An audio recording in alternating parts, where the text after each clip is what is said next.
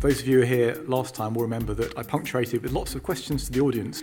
So the question to you is, do we think 5G will be the same? It'll simply be preservation of the existing market structure, number of players and so on. Or do we think actually there's something in there that's going to be transformational? Hands up for it's just going to be the same as it was in the past. So that looks like about 10% of you. And hands up for it's all going to change. Yeah, that looks like about 90%. So people will value what they use, what they do. And it's their willingness to pay for that, what they use and what they do, which is ultimately going to drive the business case. You know, what I sense the people who pay for all this stuff think, namely the investor community, they would be fairly sceptical about the notion that the arrival of 5G will magically and positively transform business models. And I think history tells us that the ecosystem develops through innovation outside, external to the telecoms industry. I don't think telecoms companies are particularly good at managing complex value chains. External to the history of partnering is not, should we say, spectacular. Huge amounts of private investment have brought great things in this sector. Nevertheless, there are areas where the market hasn't reached. We don't yet have full ubiquitous coverage, but certainly the terms of reference for the NIC work is what to do as the government in terms of making sure we're in a leading position. So who thinks we should aim to be a 5G leader of some description? Okay, that's probably 80%. And who thinks that's just an aspiration too far? Yeah, probably about 15 to 20%. 3G, I get, if you did the maths, I suspect never made the industry any money. Interestingly, I think 4G was quite different, and I suspect if you run the maths on 4G, people are making money. What do people think about the likelihood of autonomous vehicles, or perhaps more widely the transport community, delivering some kind of extra revenue stream that can be used to capitalise 5G? So it's not a technology challenge. We know how to get signals into tunnels. We know how to get signals from the outside of railway carriages to the inside of railway carriages.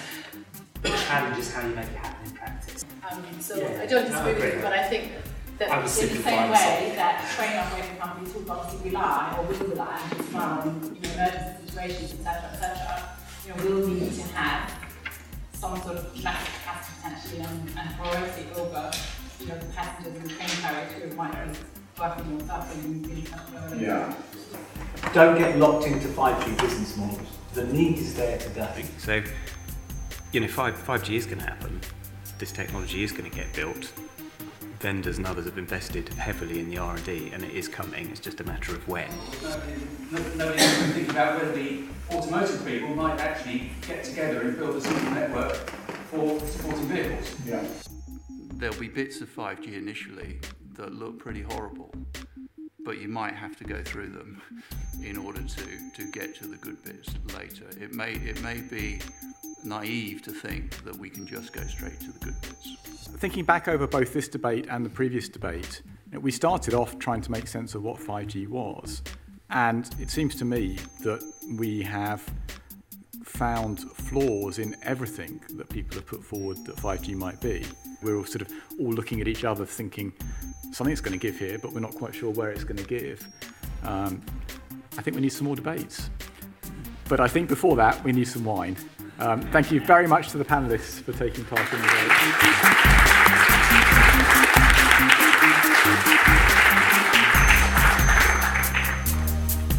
It was great to hear all of the panellists thinking about all of their thoughts about how the business model for 5G would work, and also the votes from the audience on where the opportunities lie. So I'm at the top of the BT Tower. I've just been to the 5G debate organised by Cambridge Wireless.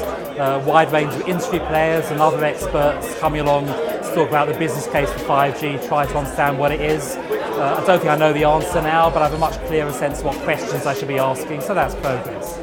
I'm glad I came to this 5G debate. It's been very interesting, looking at business cases for the future of 5G. It's very hard to draw a consensus from where the future business case for 5G lies.